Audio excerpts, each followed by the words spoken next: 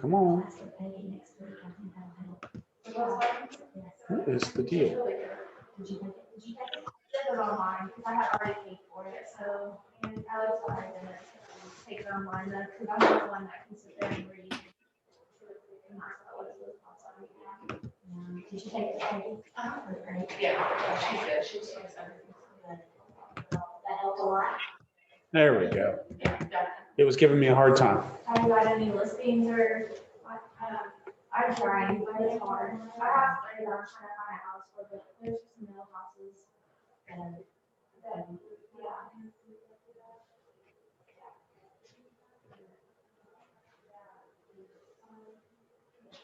All right, we'll give it a couple minutes. I'm sure some people are working on it.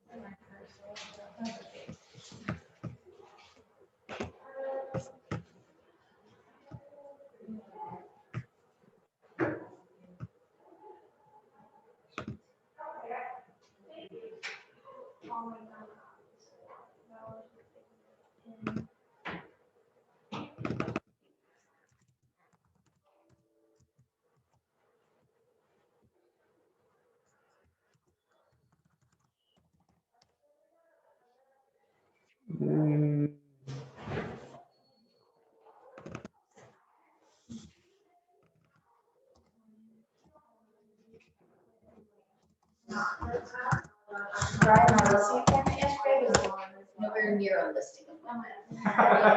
Was it really a listing appointment? I left at 11 p.m. At 11 p.m. I got there at 6. I didn't know that. Okay. Did you establish a rapport with him? I mean, clearly. And then we went to Louis. And then I met 3 other of his friends. It was great.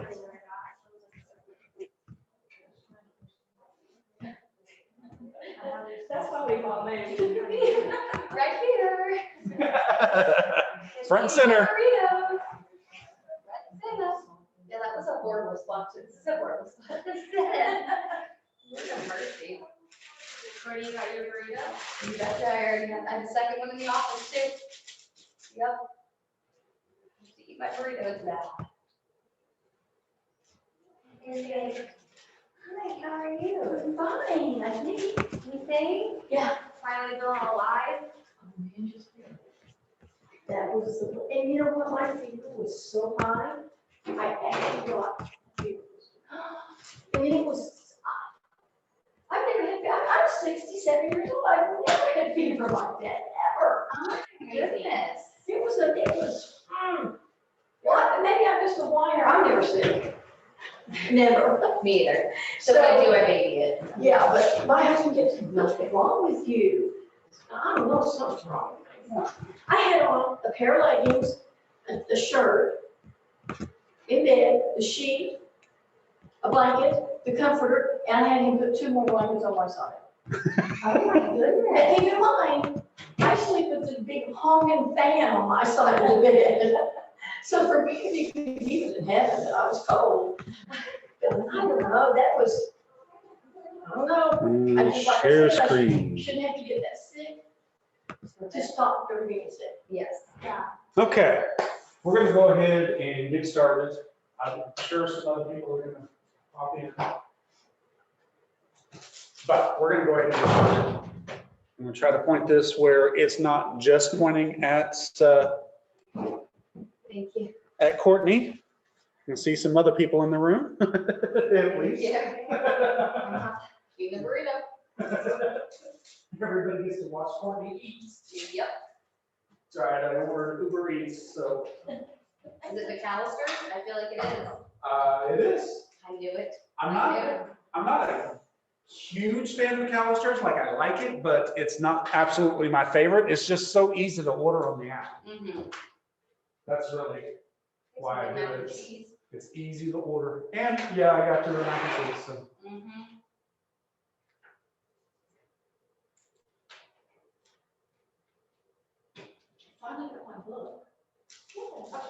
the next day. I ordered it when we were here in class, and we do it Friday, when the guy was here. Supposed to get it the next day. It came last night at 9. Oh. Alright, let's make sure. I don't think it came straight to me. Took a detour. Yeah, I had a lot of stuff to do that. We have, Oh my God. alright, Annie says she's not getting in for some reason.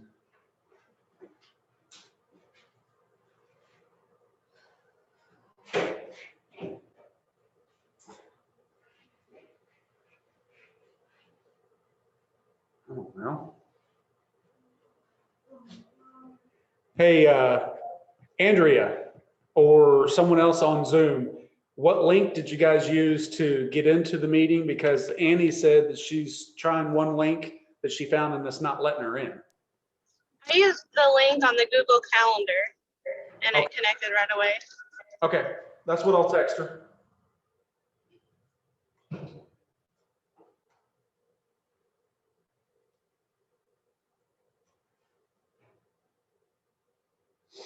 It's not letting me get into,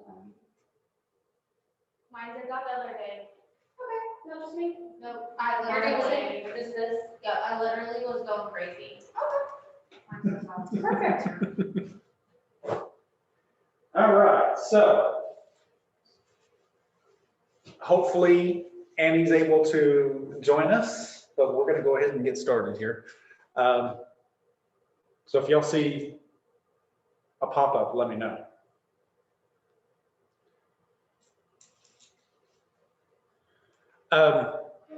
So first things first, how is everyone doing on the locker room? Were you able to get in and look at the videos and start the process? I know Joy, not yet, but we'll get you set up this afternoon.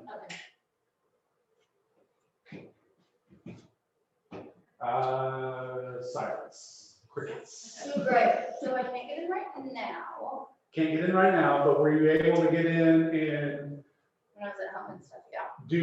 did you finish week one? Mhm. Okay. First week one. Same.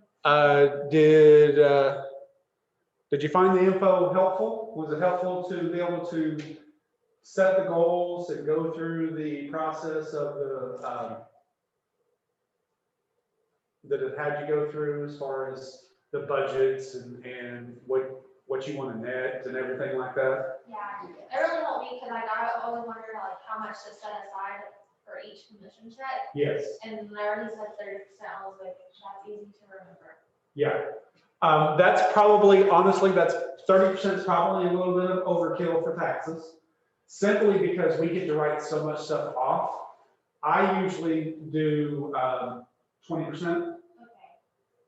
but that's me. Do you pay quarterlies? Or you just wait till the end of the year? I have to do quarterlies now because I started my LLC as of the beginning of this year.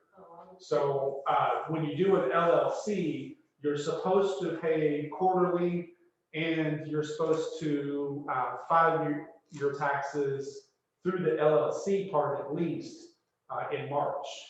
So it's a little different than personal. If you're doing personal, like I did personal for 15 years and I never paid quarterly. And I always just filed in April, or sometimes I even did the extension to October and everything like that. And thank you. The most I ever paid in penalty for not paying quarterly was like $50. So a lot of times it's worth it to, I mean, I'd rather pay that $15 penalty or $50 in penalty than give the government my money. But they don't pay interest. Yeah. So it's, most of the time, it's not that big of a deal. Again, it's because we get to write off mileage. I haven't checked this year, but last I heard it was 55 cents a mile. And what I do is I write down my mileage in my car on January 1st. And then write down my mileage again on December 31st. And I say 70% of my mileage is business related. And this year's gonna be different for me because I've made it a little bit more complicated, but I've always used TurboTax. And TurboTax lets me write off 70%, and it's in the little green thing where it says my risk of being audited is super low. So that's. You don't write down each individual trip. No, I do not. You can do that, and there's apps out there that you can download. And I think, Mile IQ is fantastic. I think Mile IQ is the most popular one. I think it's $5 a month. And anytime you go somewhere, it tracks it, and then you can mark that as a business trip or as a personal trip. It might get you more mileage that way. But for me, I'm not spending $5 a month to do that, to write off an extra 150, 200 miles for the year. But that's my personal. So you don't keep like gas receipts or anything like that? You I- can do either or, is that right? When you're doing your taxes, you can do either or. If you want to do where you're writing off the gas and changing the oil and maintenance on your car and everything like that, you can do that. You can do it that way. But I tried doing that 1 year, and it's been a while, but I tried doing that 1 year, and it actually was more beneficial to my taxes to do the standard mileage. Okay. That year. So, I mean, that's just my experience. You might be better off tracking the oil changes and tire rotations and new tires and gas receipts and everything like that. You might be better off doing that if you drive. I don't know what the magic number is. I know that typically, because of the property management, the BPOs and everything else that I do, I typically drive 30-ish thousand miles, 30 to 35,000 miles a year. And I end up being able to write off 25,000. And at 55 cents a mile, that's $12,000 that I'm writing off of my taxes. That I don't spend $12,000 on gas and oil changes and tires and stuff like that. So I wonder, like, we have a trucking business, so I'm used to fuel receipts, because we spend about $2,500 a week in fuel. well, But you have more experience than I do But with that. can you do like, for mine, do mileage, and that's probably a CPA question. I don't know if you could do both on different businesses. I would think so. Should be able to. It's a different business. It's a different tax filing. I see. And the thing I liked about TurboTax, again, or a CPA, is you can give them both and they can do the math and figure out which one's better for you. Okay. That's what I tried with TurboTax that 1 year. And again, I wrote off way more with just the standard mileage than I did with, and it's easy, much easier. Yeah. And I'm all about, hey, let's make this easy. Personally, especially with taxes. Right. But, yeah, again, I know we got off on a rant, but Miranda, I would probably start with saving 20%, because you get to write off your mileage, you get to write off your office bill, you get to write off your costs of, your dues that you pay to the board and everything like that. So you're writing off a standard just off the top of my head. If you don't do much on mileage, you're writing off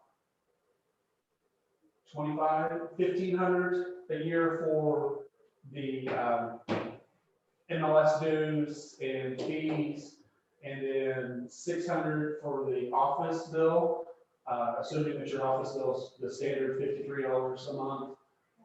And then, you're starting off right now $2,500. Well, that's what my next question was, and like, whenever you start doing care, they always say, like, show that you're, like, in the negatives, like, your first 4 to 6 years. Do you say do that with real estate? Like if you like are just starting out? I personally have never shown a negative or a loss with my real estate business. Okay, that's good to know, because Even the first year, when Not even- you're buying your business card and all that. Exactly, not even the first year. Now, the first year, I'm sure I wrote that off so much that I could have been on food stamps.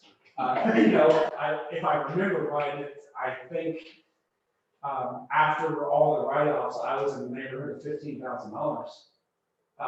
So that's pretty standard. That shouldn't get you audited your first year or two, or, even 3 with taxes and with the IRS, because, like I said, it's pretty standard to either show a loss or very minimal profits.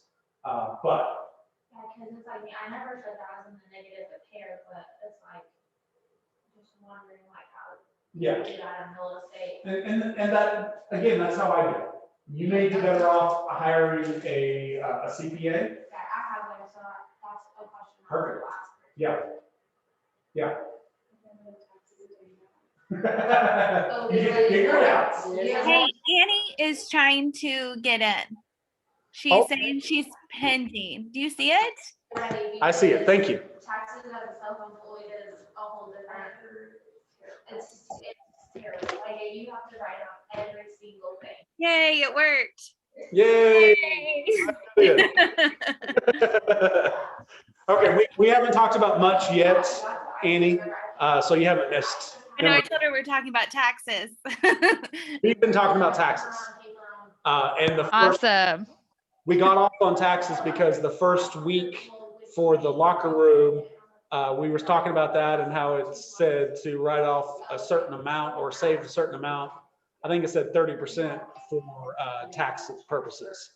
And I was saying that I typically don't save that much because we get to write so much things off of our, of our income. We get to write off mileage and our office bills and the cost of, the dues to the board and everything like that. So I typically do 20%, but that's my personal experience. Okay, great. All right, so Annie's caught up.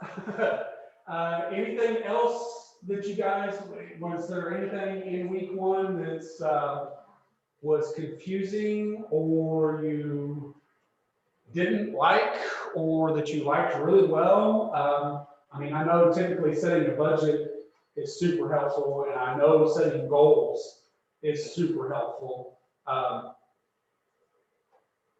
Anything jump out at you guys for week 1 of the track? Okay, so what I'm going to suggest to everyone is let's go ahead and move on forward and move on to start doing the stuff for week 2. Week 2 is going to be more about time management and time blocking. And if you go through the steps, it's going to walk you through figuring out, okay, how much time do I need to set aside and what time during the day do I need to set aside for lead generation? How much time do I need to set aside for showing houses or kind of whatever? And it dives pretty deep. It even gets into your personal time. Because, I know I have the habit, but we don't want to work 24/7. There's no sense in working 95, 100 hours a week. It's easy to do that. It's easy to get into that. But if you're not careful, you're going to burn yourself out. And, the old saying, all work and no play makes Jack a dull boy. So, there's nothing wrong with having fun and having family time and everything like that. So don't feel like you need to work 95 hours a week just to make it in this business, because that's not going to be a requirement. Again, I get it. It's going to be easy to fall into that because hell, I do that sometimes. I'll work 95 hours, but I don't I'm not married, I don't have any kids. Sometimes, like during the snowstorm, I was stuck at home for 4 days. I was bored out of my dang mind. So I get bored. That's just me. That's my personality. But a lot of y'all have either jobs or family or kids or whatever, and there's no sense in ignoring your family to try to make a living. Again, I get it. You're in the beginning, you're gonna work more hours than you will. You're gonna work more hours a week or more hours a month in year 1 and 2 than you will in year 5 or year 6. Because by the time you get to year 5 and 6, you'll have a system, theoretically, and you'll have it down, and you'll be able to go through the process of writing an offer or doing a listing and getting everything done much quicker and smoother and easier. It will get easier. It will go smoother. Everyone's gonna have those complicated deals, though. We're all gonna run into that. I run into that still now, 14 years later. But it's gonna get easier. So this week on the time blocking is gonna help as far as everything. Your business, your personal life, if you have another job, your other job and stuff like that. So it's a good thing to go through. And all of this is building on each other. So don't skip week 2. Don't skip this and think that, oh, I don't need this. I know that I'm gonna do Monday through Friday, 8 to 10 is gonna be my time to be making phone calls or sending text messages or whatever.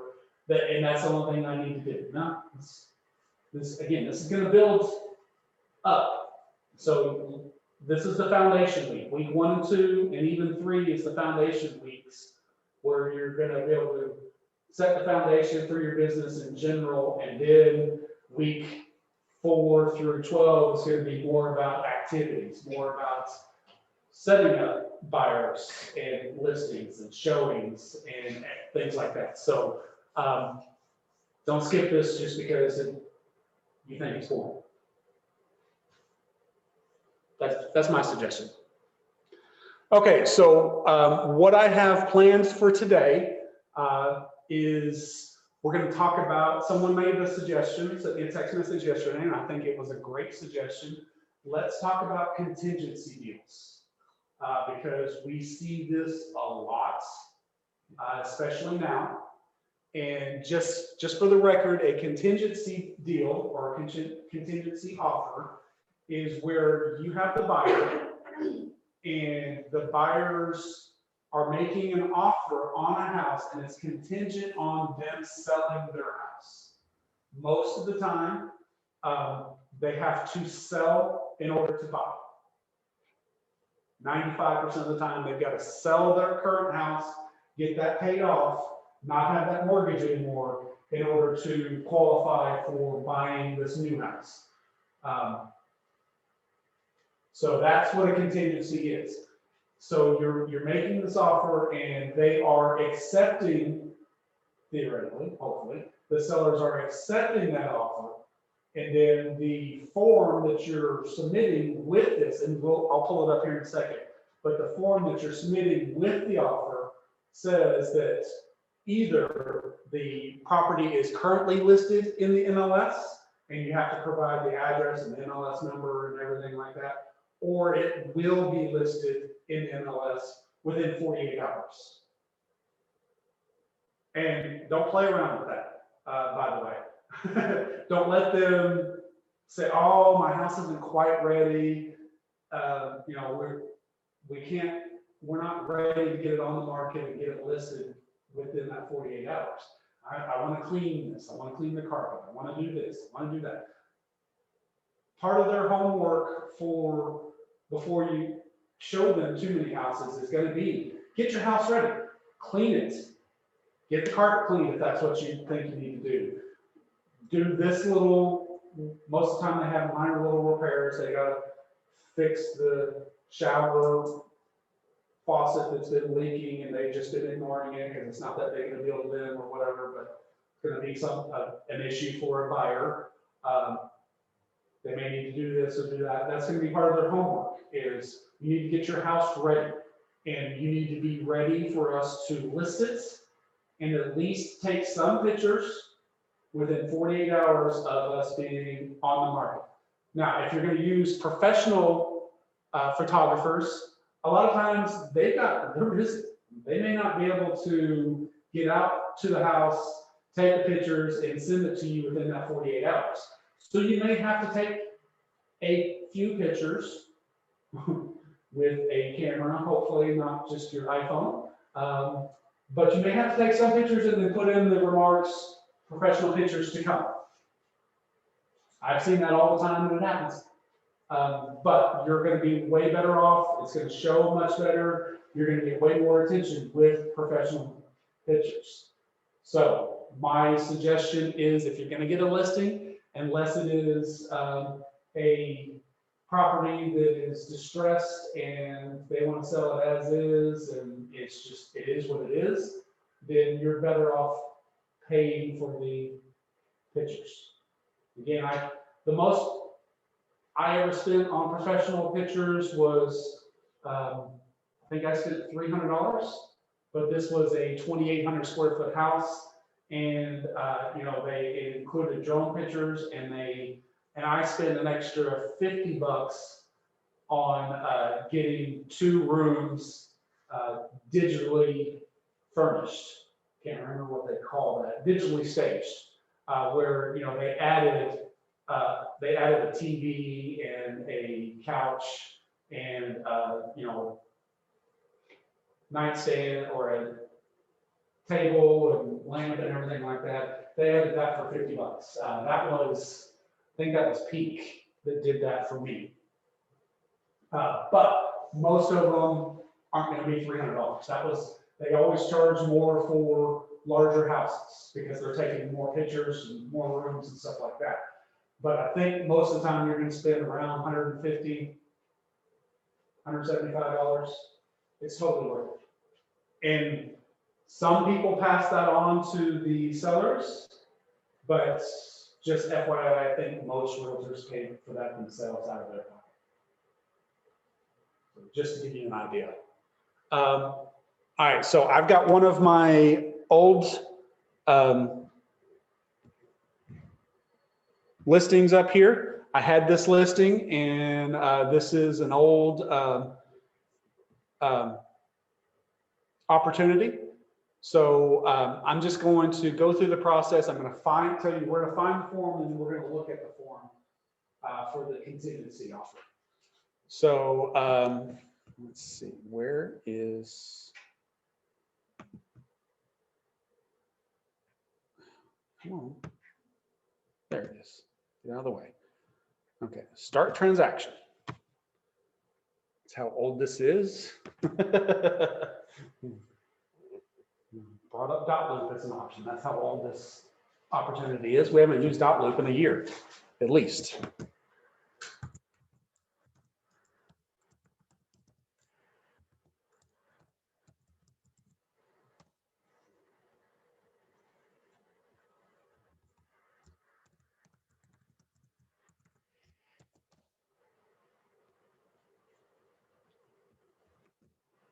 I have 2 because you may not have 2 options. I don't know if you guys even noticed that, but I have 2 because I had a Docusign account set up from back in the day when HUD started using Docusign. So I had one set up through HUD, and then you have the one through the office. If you get 2, you should definitely do the one. Select the one that's associated with your Keller Williams email. And let me make sure that I got this code.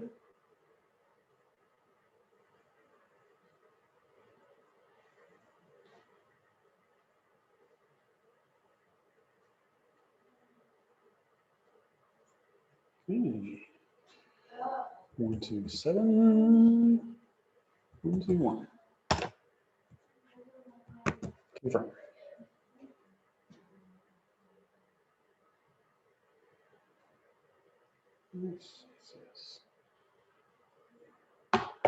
Okay. I'm assuming at this point, everyone has seen this page. I'm hoping that everyone has seen this page, because that means that you've at least got the forms together to write an offer. But if you haven't, this is the Docusign Forms, and it starts off with the documents, and then you're going to add documents from Docusign Forms. And then here's what I suggest for everyone here, just to make things easy as possible. You got the group forms, and then you drop down the second menu here, and then you've got cash contract, conventional loan, FHA, USDA, VA, lease contracts. Y'all won't need lease contracts, and listing contracts. So if you select one of these, like we're going to select conventional just because that's the most common right now in my experience. That's going to be all the forms that's, or most of the forms that you're going to need for the contract in general. Now down here at the bottom, you see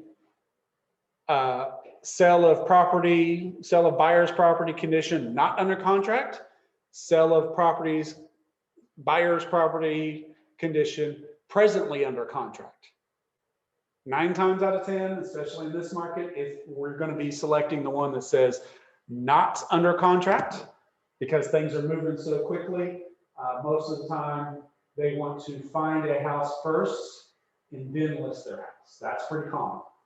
Again, you know, it's mostly because we can list a property, and if you price it right and it's in a desirable area and everything like that, it should go under contract within a week.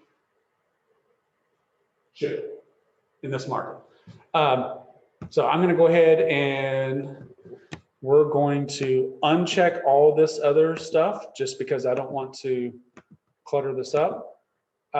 You can uncheck whatever you don't want to use or whatever you don't is not going to be appropriate. Like I unchecked this townhouse one because this townhouse association, that's if the property it has an HOA. Don't need it. So go through here and, you know, or you can just have them all in there and just have basically everything you're going to need.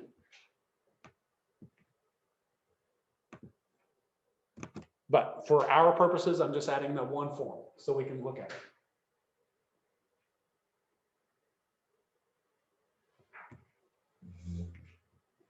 Okay, and then you click on it. This will open it up and let you start editing it, and let you start adding it, adding to it, filling it out. I mean, obviously you got the address and the legal description. You get the legal description from the tax records or from Realist. Most of the time it says lots, whatever, block, whatever of this edition. Most of the time that's what the legal description is. But if it's in a rural area, you may be copying and pasting a freaking paragraph. It happens. Because if it's unplatted, it's gonna give the full-fledged legal description. It's gonna say, you know, this starting at this section of this quarter to, you know, 300 feet from this section and this quarter. So it can get pretty long and pretty complicated. That's why I just say copy it off of the tax records in Realist.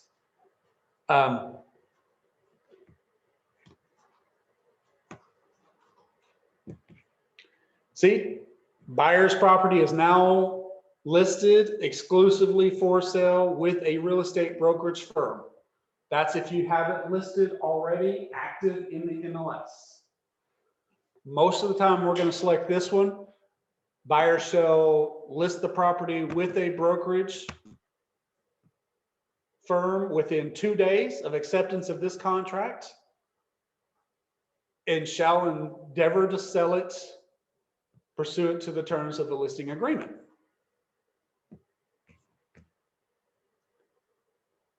They have the option. I want you to understand this, and your buyers need to understand this. Seller's property shall remain on the market. The seller may continue to show and offer seller's property for sale until termination of condition is removed. So this is a little bit of a dated form. What we do now is they mark it as pending in the MLS, and backups want it. That's how the MLS wants us to treat these now. It is pending. So if you have buyers and you have buyers that you're struggling to find something active, include pending in your search and the backups. Backups, yes, because that's, you at least have a chance. And what that means is they can actively show it. They can do open houses. They can actively try to sell it to someone else. And as long as they do not have another contingency, even if it's a lower price, but they don't have a contingency, they can accept that and give you usually 48 hours or 72 hours to remove the contingency. In other words, you contact the loan officer, you either get your listing under contract and you remove the contingency. That way it's just contingent on the successful closing of the deal that's under contract. Or they contact their lender and they get some sort of bridge loan or something else where they can close on the house that they're wanting to buy without having to sell their house. Typically, that's going to be a bridge loan, and they're basically loaning them enough to make their down payment and cover their closing costs. And then once they sell their house and it closes, that bridge loan is going to get paid off from the proceeds of the sale of their house. I give them that information, I give them that option, and I tell them, you talk to the lender, because I have, honestly, it's not my job, but I have no idea what the terms are. I have no idea what the interest rate would be. I don't even know if the interest rate is going to be on par with mortgages that we're seeing, 2.5% to 3.5%, or if it's going to be a higher percentage, or it may be at zero and they just say, okay, there's a flat fee that's charged. I don't know. Because that's not my job, and it's not my job to keep up with that, and it's too complicated. I spend my time keeping up with stuff that affects me and my job and my clients. That's not one. So it's okay to tell them this is an option and you need to talk to your loan officer about it to see if you can qualify, or to see if it's something that's will take care of this for you. So we can remove the contingency. If you are able to remove the contingency, you are able to move forward, and they are not able to sell the house to the other buyers. They have, if they sign this deal, this offer that you're making, they have to give you time to remove the contingency. They cannot just say, you're out, these people are in. They can't just do that. There's another form, and we can look at it, but the other form, when you're on the listing side, is basically, it's a form that says, we got this other offer, you need to remove the contingency. You have I think the form says, I think it defaults to 48 hours, but they can manually write in 24. Most people give you 48 hours. Some are even generous and give you 72 hours. I guess it depends on if it's a weekend or whatever. But they have to give you some time, a reasonable amount of time, to remove the contingency.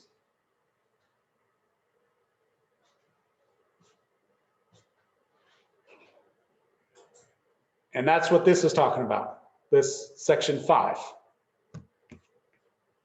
Buyers have it under contract, subject to no condition, title survey, or deliver to seller written verification from a financial institution, availability of sufficient funds.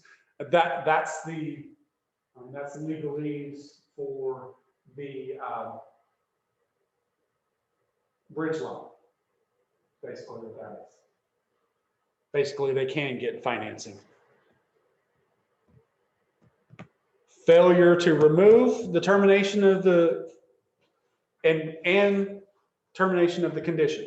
So basically this says if you fail to remove the condition, the contingency, like they can't get the bridge loan, you don't have it under contract, and they get another offer, if you're not able to remove the contingency, this part says they can accept the other offer and kick you out.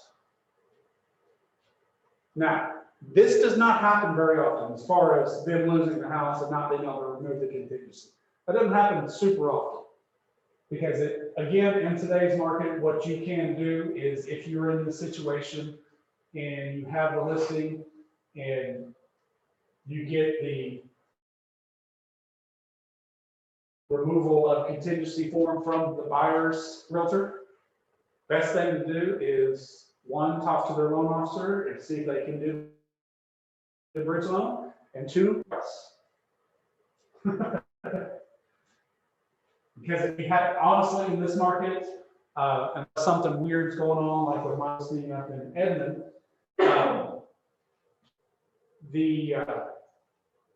most of the time houses are under contract within a week, honestly within a few days. And if you don't have a offer with it, it's probably because something's off.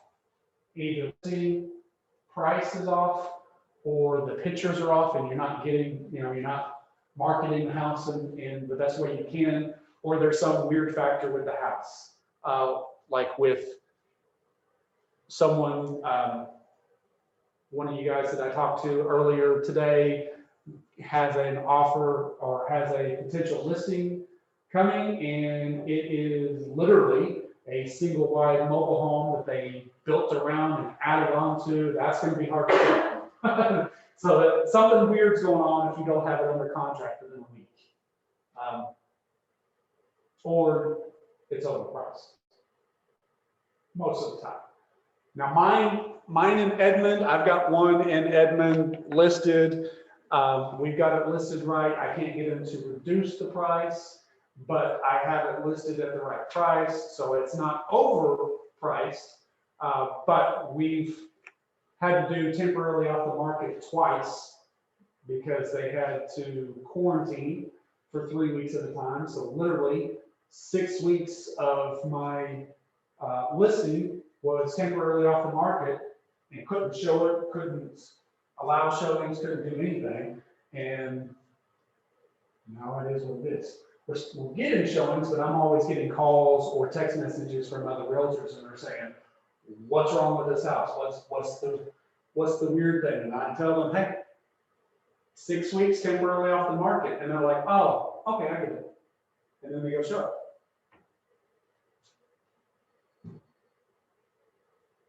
That's the weird thing that's going on with mine. So again, unless it's something weird like that or you're overpriced, you should get it sold honestly within a week. Because that's just the reality of our current market, because there's so few, there's way more buyers than there are sellers right now. Does that apply to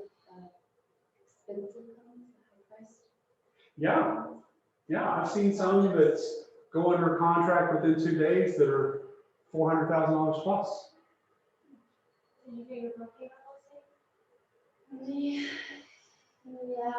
Yeah, I met with him yesterday, and at 6 o'clock, I left at 11 p.m. It wasn't a listing appointment, it was just a friendly conversation for a few hours. Sometimes you have to do that. So I call it a nurture appointment. Yep. And then went to Louis, and then I met some more of these people's friends, so it was better than a listing appointment, I feel like, I just was a connect. Yeah, and they couldn't sell right now either way, because they're doing a million different projects and ripping up carpets and stuff like that, and they're doing it right now, so it kind of put them in the mindset of, oh, yeah, the market is good, and I was showing them a few houses, and I'm like, oh, wow, so yeah, let me know. So it's good. It's good. Okay, I'm gonna pull up this other form real quick while we're talking about contingencies. This is the condition removal notification. This is from the listing side. If your sellers have accepted a contingency offer, but then you get a backup offer basically. You send this, you fill out this form and send this to the buyer's realtor, or if you're lucky and you got both sides, you give this to the buyer.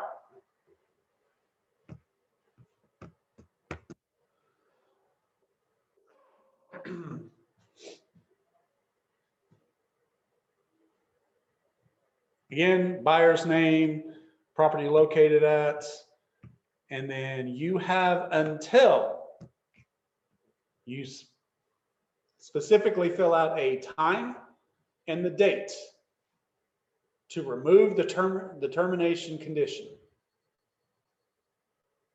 Dated, seller signed. Pretty easy form.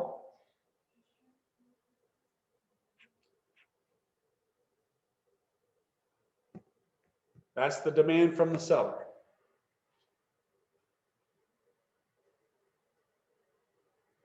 Buyer fills out this part. Yes. By the way, if you have it under contract, you got their listing under contract, you have to provide the listing realtor with a copy of the current contract. And I've even seen some where they contacted that buyer's lender to get an idea of how solid are these buyers. Now, obviously, the lender has to follow privacy guidelines and can't tell them all the info, but they can call them and ask, and the lender can decide what questions they'll answer or how they're going to answer those questions. But that's happened. So I have a question about closing date. How Yes. do we adjust that? On your, like when you're making an offer, Well, once you're removing the contingency and the buyer has their listing under contract, doesn't that closing date change? Maybe it's a week later.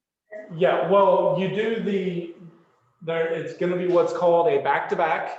So they're going to close on the one that they're selling first and then close on the one that they're buying. Because most of the time they have to use the proceeds from the one that they're selling to fund, like their down payment or their closing costs of the one that they're buying. Okay. You always do the selling side first. So you'll do the selling side and you try to coordinate it to the same title company. And most of the time, realtors are very cooperative with that. But you try to do it at the same title company. That way it's easy and you don't have to worry about, well, the title company is going to have to wire the funds over to this other title company in order for them to fund it, or they're going to have to cut a check and then wonky that way. So try to close it at the same title company and it's closed on the same day. On the same day. Closed. So how do you notify once we remove and use this form, how do we notify the listing agent of the new title company, or where we're closing and the date? Is that on an addendum, or is that Most of the somewhere time, in the form? the way this works is you have started the title work on the buyer side, on your buyer side. You started that at, say, Stewart Title or Old Republic or whatever. And then when you get an offer on your listing, you ask that, or you suggest to the Okay. other realtor, hey, the title work has already started at Stewart Title or Old Republic or wherever it is that you've started. And again, most of the time they're very cooperative with that, and they're like, okay, I don't care. We'll close at Stewart Title or Old Republic or wherever you started it. As long as again, that's why I try to do the closing at a title company that's relatively close to the house that I'm selling. Sure. So, if your listing is, or the one that they're buying is in, say, Moore, use a title company in Moore. Or if it's in Edmond, use a title company in Edmond. Most of the time, they're willing to do that. So on the selling side, when you've got the buyer,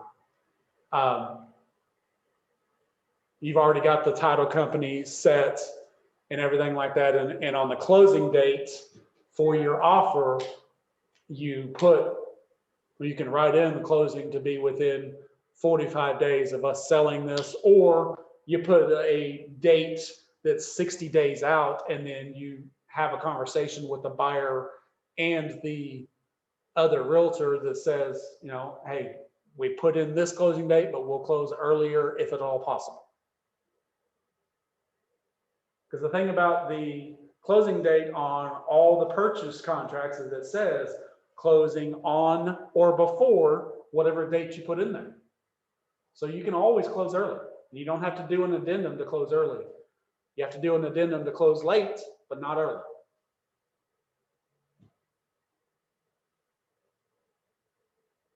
Thank you. It makes sense. Okay. Anybody else have questions? I think this is something that's, if you're out there writing offers, dealing with buyers, this is something you're going to run into. And I can't remember who sent me that text message, but it was a brilliant idea. Because I think this is going to be helpful. It was me, Andrea. I think it was a good idea. Thanks.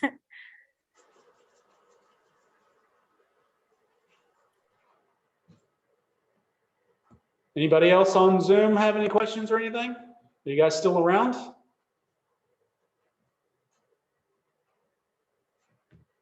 Still here. One of you still here. I have a question. I had somebody reach out to me about if I had any knowledge of rentals. How do I juggle those questions? And then is that advantageous for me to find them a rental, or, it's a friend of a friend? And then Right. how would I make money if I were to assist in a rental? So in the MLS, there is a tab for leases. So you can do a search for leases, and leases is a rental. It is, you can narrow it down by, price range, or like school or neighborhood or city or whatever, just like you can with the buy search. But most of the time, the compensation for rental is $50, $100. It's not much. So you have to make a decision for you and for your client. Is it worth my time to only, basically to take a loss? Because if I'm showing them 3 houses and I'm only making $50, you took a loss. Promise you, you took a loss. But is it worth my time to build or continue this relationship I have with this person? Like, are they gonna rent something for 6 months? They're working on their credit or saving money or whatever, and they're gonna buy something? It might be worth your time and the effort to do that, even though the compensation is super low. Might be worth it to you. If you just get if you're like on the op time and you have zero relationship with this person, and they're calling, they're saying, hey, I need a rental property for under $850 in Norman, you can do a search, or you can give them, you can contact me because I do property management, and I'll let you know if I've got any that's available. You can contact Phil Hughes in our office. He does property management. Karina helps him, so you can contact Phil or Karina. And Donna has properties that she's managing as well. If none of us have properties that's available that fits what they're looking for, you may find another property management company to send them to, if it's not worth your time and effort. I'm certainly not telling you to blow people off, but you got to make a business decision. Is it worth it? What if somebody wants help finding something out of state If they want help finding a house to buy out of state? or rent or just anything? What's the process? We hand them over to an agent in that? Yes. to- With that, you can refer them to an agent in whatever state that they're looking in. Most of the time, there's going to be a Keller Williams office that serves that area because we serve most areas. So you can look on the Kelly app or on Command and find an office that's in that area. Sometimes I will make a phone call to that office, talk to the team leader or someone like that. Like, hey, I've got this client that is going to move to your area. This is what they told me they're looking for. I need a good realtor for them. Because sometimes it's very specific. I've seen requests for referrals when they say, we need how do they word it? We need an agent that is, I think they used the word liberal, because the people that they were referring apparently were very political, and they wanted to make sure that they got someone that they're going to mesh with. I've seen it where they're like, hey, these buyers are gay and they want to work with a gay realtor. Okay, whatever. So you may just, if you make that phone call, just say, not to disclose too much information, but they want to work with a gay realtor. Okay. There's I think it's called the Rainbow Network for Keller Williams, for gay, lesbian community, that will, if your client wants to do that, okay, there's a resource for that. If it's a older guy or older couple and they want to work with a seasoned agent, you can pass that info on to the team leader or whoever you're talking to. And the trick is finding them someone that they can mesh with and work well. That's the hardest part, because I have sent several referrals out to other states and other agents, and I've had it where that agent didn't contact them. Took 3 or 4 days to contact them, and by that time they gave up and they just Googled and found another realtor. Or I've had it where they're like, we didn't get along with this guy for whatever reason. And if you don't refer them, because you can tell them, if you don't mesh well with this realtor, they don't contact you in a timely manner, let me know, I will find someone else. If they do their own research and they, like that one that I had, they just Googled it and ended up with a freaking Remax agent, I don't get the referral Okay. because they found their own realtor. Would you recommend, is there any contractual necessity Yes. for? If they are a Keller Williams agent, you can send a referral agreement through the Kelly app or through Commands. If they're not, like I said, there's some areas that Keller Williams doesn't serve. If it's not a Keller Williams office, there is a referral agreement form that we can send to them. And what I would recommend is if you send that referral form to the agent in like Colorado or wherever it is, have them sign that agreement that they are willing to pay 20 or 25% or whatever it is that you're asking for, and then send them the buyer's info. Okay. So get the agreement to the, Is it even worth that sort of thing? Because I've got somebody here who's moving to Virginia. He's looking to rent. Is it even worth putting contractual agreement with that? it might be, I don't know. I know in some markets, it's not the same as us. Some markets, there are realtors out there that make a comfortable living off of renters. Okay. I don't know what the compensation is, but you may call. So it sounds like a good idea to just call the broker and kind of get them to lay down and see what Yeah. they have to say about it. See what they have to say, see if it's worth it.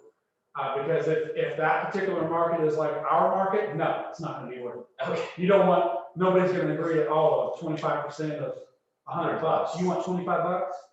Yeah. You know? Yeah. Or sometimes they do it, like I said, some of them, like, I think in LA, Chicago, New York City, some of the larger markets, the compensation for finding a renter is different there than it is here.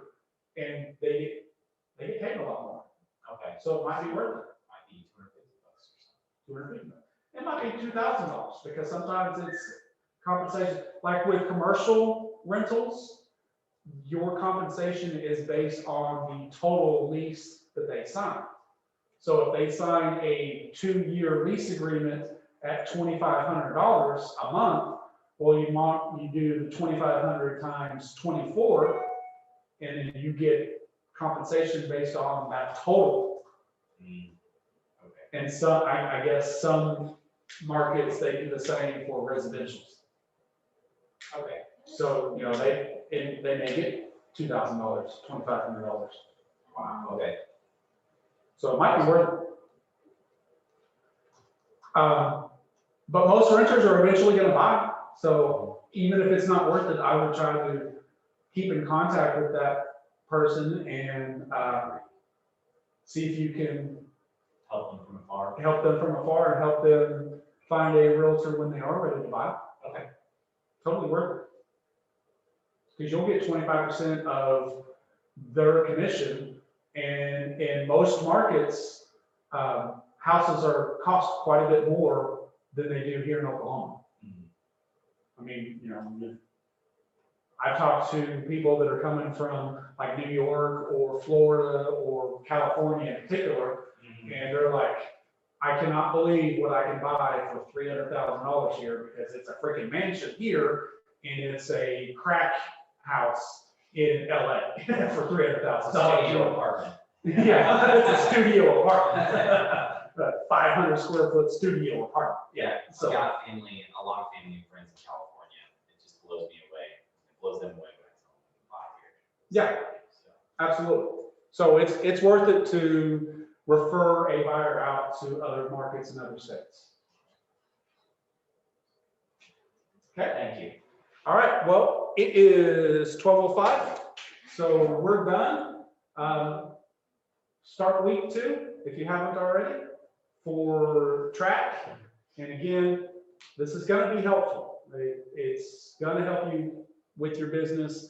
And you know, like we said in the beginning of rolling out locker room, you want 12 contracts because if you do the process, you could very easily have 12 contracts. You know, you're not going to close 12 of them in 12 weeks, but you could very easily have 10 or 12 contracts working. If you follow the steps. Lord knows I can use 12 more closings. All right. Closings is what stresses me out. Thank you. No. One more question about the rentals. What paperwork would I be doing, or where would you find the paperwork on a rental if I were to help the customer find one? Is it in the The MLS attached? MLS, and it depends on if they have a application on the MLS. Sometimes it's literally you're contacting that agent that has it listed, or that property management company that has it listed, and they'll walk the. Take it from there. Yeah, with like credit checks. Okay. Okay. Okay. All right. Yeah. Crazy. Have a great day. Together.